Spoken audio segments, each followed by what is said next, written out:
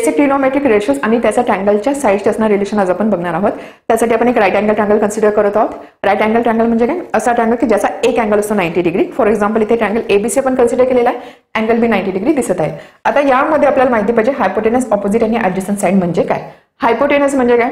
जो angle 90 degree आहे त्याच्या समोरची किंवा त्याच्या ऑपोजिट जी साइड असते त्याला आपण बोलतो हायपोटेनस. अँगल बी 90 डिग्री आहे, याच्या ऑपोजिट किंवा समोरची साइड कोणती? एसी.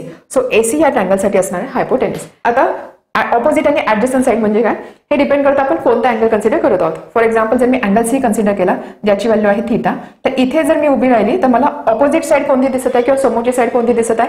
या ठिकाणी उभी राहिल्यावर मला ऑपोजिट साइड दिसत आहे एबी. त्यामुळे अँगल सी साठी ऑपोजिट साइड असणार एबी. इथे उभं राहिल्यावर मला लागून असणारी साइड कोणती दिसत आहे किंवा लगतची साइड कोणती दिसत आहे? राहिलेली साइड म्हणजेच काय? ही जी साइड आहे बीसी ती असणार या ठिकाणी ऍडजसंट साइड.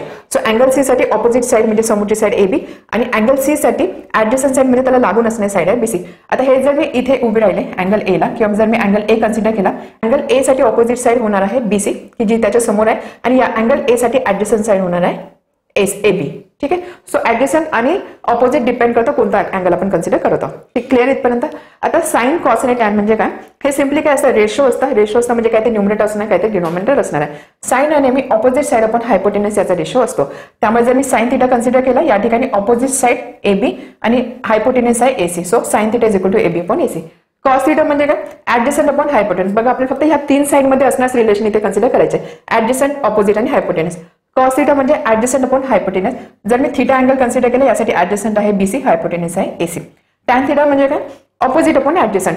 टॅन थीटा म्हणजे ऑपोजिट अपॉन ऍडजसंट म्हणजेच काय? AB upon BC. किंवा टॅन थीटाला आपण असं बोलतो tan theta is ratio of sine theta upon cos theta. त्यामुळे साइन आणि कॉसच्या ज्या व्हॅल्यू मिळाला याचा फक्त आपल्याला रेशो घ्यायचा, आपल्याला मिळणार AB upon BC that is tan theta. Clear इथपर्यंत. सो आता हे आपण विथ प्रॅक्टिस सुद्धा लक्षात ठेवू शकतो. बट जर तुम्हाला ट्रिक लक्षात ठेवायची असेल की हा सिक्वेन्स कसा लक्षात ठेवायचा, त्यासाठी तुम्हाला 3 वर्ड्स लक्षात ठेवायचे आहे. सोह, काह, टो. सोह, काह, टो. यामध्ये एस म्हणजे काय? S is sine, C is cos आणि टी आहे टॅन. त्यानंतर ओ म्हणजे ऑपोजिट साइड, एच म्हणजे हायपोटेनस. फक्त इनिशियल आपण घेतलेलं आहे. SOH sine is equal to opposite upon hypotenuse. CAH cos is equal to adjacent upon hypotenuse. TOA tan is equal to opposite upon adjacent. तर अशा पद्धतीने मी सोह, काह, टो हा सिक्वेन्स लक्षात ठेवून तुम्ही हे रेशोज लक्षात ठेवू शकता. त्यानंतर अजून 3 ऍडिशनल रेशो असतात, कोसेक, सेक आणि कॉट. ते आपल्याला सिलेबसमध्ये दिलेले नाही. बट कोसेक म्हणजे काय असतं? 1 अपॉन साइन. त्यामुळे कोसेक म्हणजे काय असणार? Hypotenuse upon opposite that is AC upon AB. त्याच पद्धतीने सेक असणार आहे 1 अपॉन कॉस आणि कॉट असणार आहे 1 अपॉन टॅन. आपल्याला फक्त हे रेशोज रिव्हर्स करायचे आहे.